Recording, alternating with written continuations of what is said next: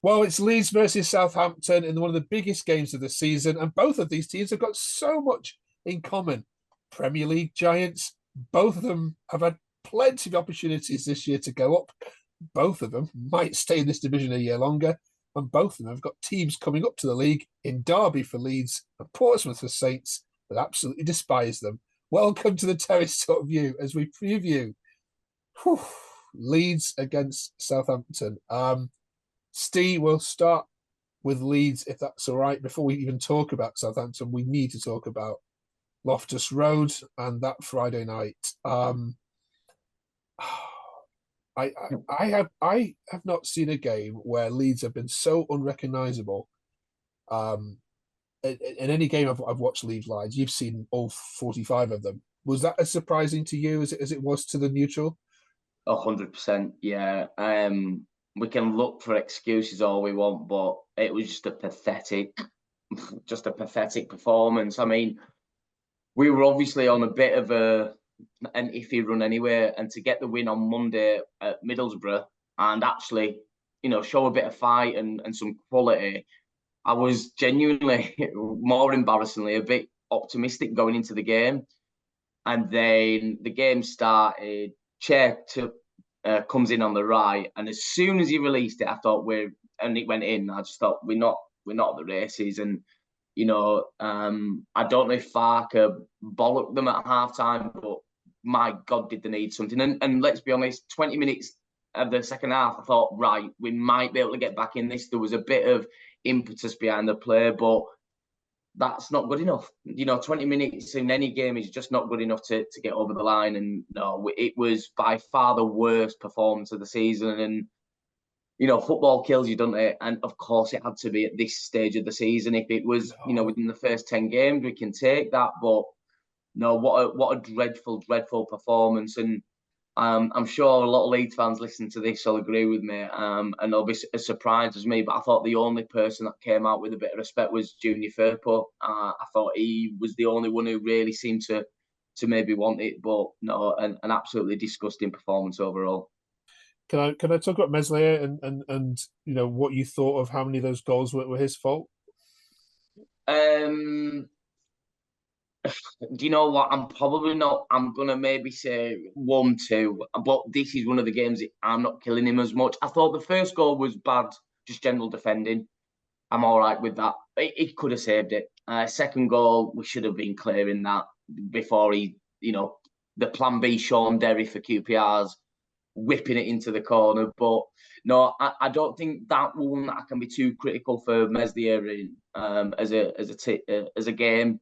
There's a lot more games that I can do that, but overall, I think every single one of them needed to take a long, hard look in that mirror and really be disappointed because, yeah, just a dreadful performance and put me in a bad mood all weekend. I can imagine, yeah. And something I didn't realise, I knew Leeds were disliked, of course, by lots of teams, but Twitter exploded at 10 o'clock on Friday. United fans, Chelsea fans, Derby fans, Huddersfield fans, Sheffield Wednesday fans, nearly the whole championship coming Yeah. out and congratulating QPR and wrecking Leeds this season. Does it surprise you just how much people are loving Leeds' downfall at the moment? No, because being a Leeds fan for 35 years, I'm aware of just how much we hated. But I mean, I hated us as well on Friday night. I didn't go onto Twitter because it had just sent me into further, deeper depression. But no, it doesn't surprise me because football's football, and we enjoy giving them the stick as well. And I've certainly been guilty of giving plenty of teams a stick. And we've got to ride, the high moments and be on top of the world. And unfortunately, really feel the pain when it's at low. But just going back to what I said, just the worst time of the season for that game. And we spoke weeks ago, Mark, and you were asking me about the international break, and I was trying to be very optimistic about it, thinking we can recollect. But it's been the worst thing that's happened to us because, compare and contrast our form and before and after, we'd be battling relegation. We'd be a mid-side table now based on form. So God knows what's in store for the rest of the season. And yeah, still there is a mathematical chance we can go up, obviously, because if Ipswich fail to perform in the last 2 games and we somehow get a win on Saturday at Southampton, we're up. But that it's the false hope that kills you, isn't it? Yeah. We're recording this before that Coventry Ipswich game, so we won't know for sure what's happened now. Let's cross to Southampton. Good evening, Joe. So Leeds faltered massively in a big away game, and of course you've also got that in common with them as well, because you trotted off to Leicester not so long ago with a crucial game, and talk to us about what happened there. Turned in the most bloody pathetic performance I think I've ever seen. I think that was actually probably worse than the Sunderland performance at the beginning of the season. And I didn't think I'd say that, but it was just crap from minute 1 to minute 90, just rubbish all over the pitch.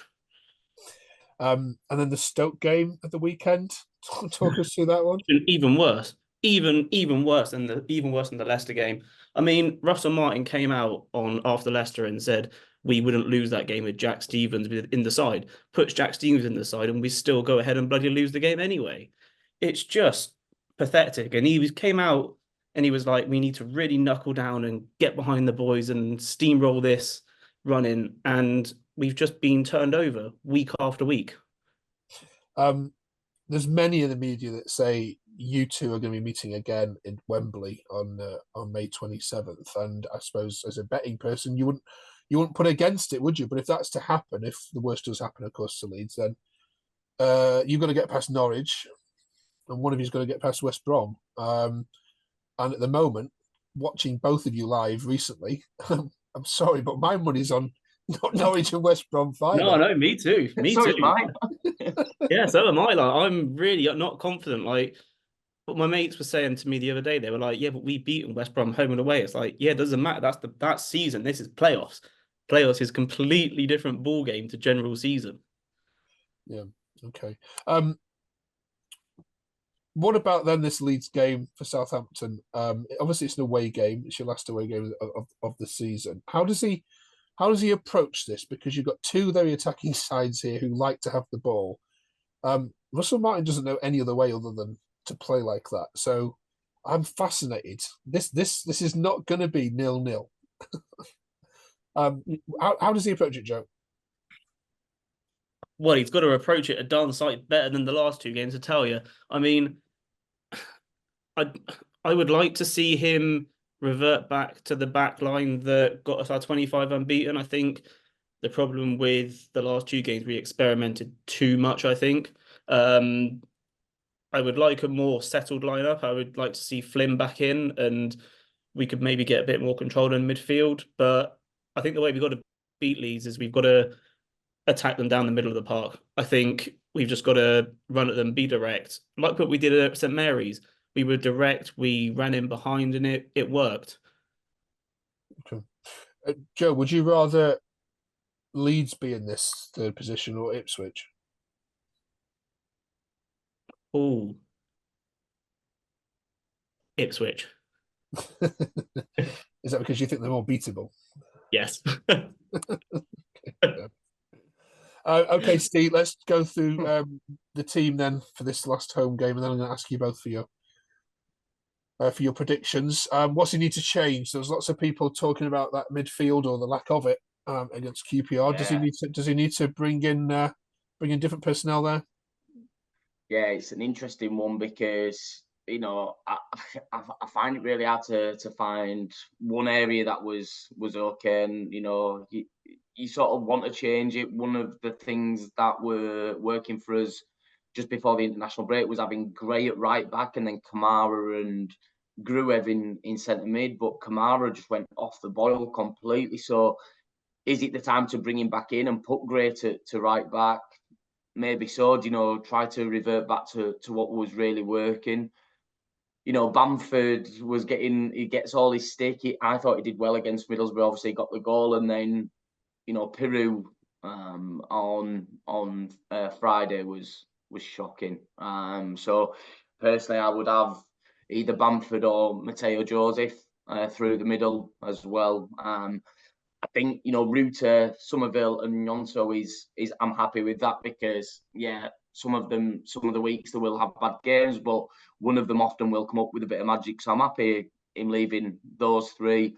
Ampadu and Rodon really need to show a bit of steel, because it's no good as having Southampton come doing them, whether it's 2 or 3, and then actually not building on that in the what could be another 3 games that we've got left to end of the season. So we just really need to get back to some sort of normality and reverting back to what worked for us prior to this international break.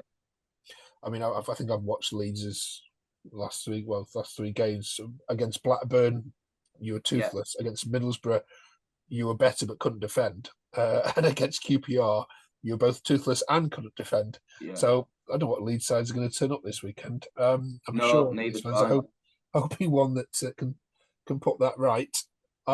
Joe, any changes for you needed? Like you said, you need to go to that back four that put you in this position in the first place. An entire new 11 players would be quite nice. I don't know, maybe. I would like to see Flynn come back in holding mid. If he's not ready, then I would like to see Shea Charles start, because I actually thought Leicester was one of his best games, to be honest.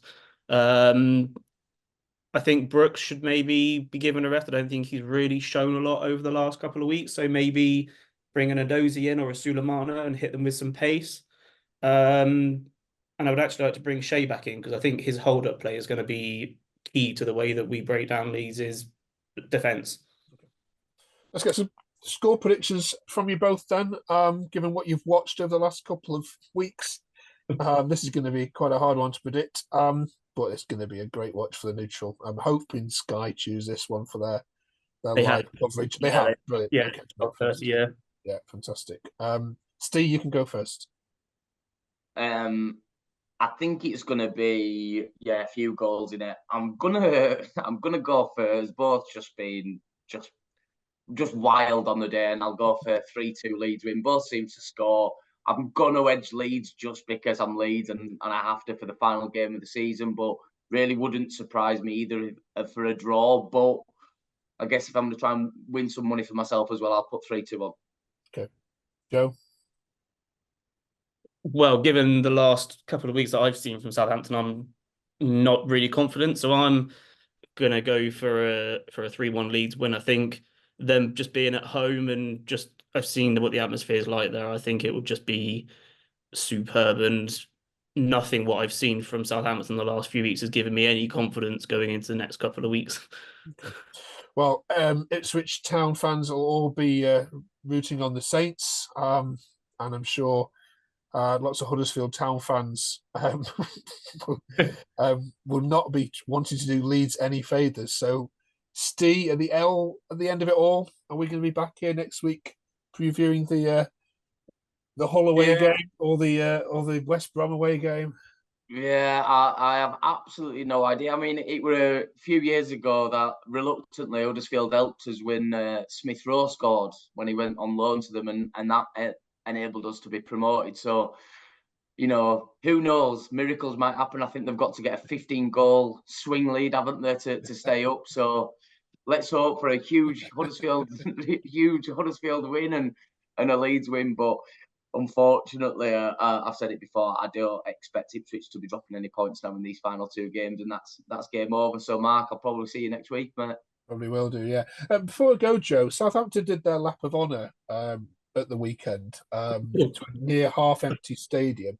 A completely bizarre decision based that you will be back at St Mary's in a couple of weeks, if not next week, isn't it?